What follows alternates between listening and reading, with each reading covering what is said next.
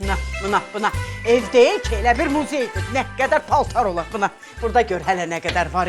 Mən neyniyəcəm bunları? Nədir bu? Eksponat kimi mən bunları saxlamalıyam burada. Buna bax. Heyfdir də, nə atılasıdır, nə də ki. Satılasıdır Nazı, satılası. Necə satılası? O Röya reklam elədiyi sayt var ha, lalafon.az saytı. Götür bütün geyinmədiyimiz paltarların şəklini çək, qoy lalafon.az saytına. Gör nə hər satılır. Satılacaq. Belədir? Vidadi, ay Vidadi gəl bura. Gəldim.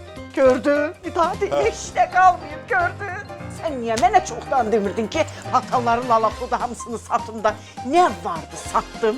Pulunu da getdim, aldım. Deyirəm ay Vidadi, bunu da biraz belə 3-dən 5-dən üstün düzelt, gedək mənə təzə məsəlıq, hə?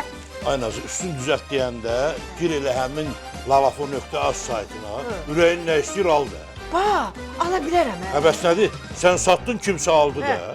Sən də al da, vəssalam. Hey. Belədir.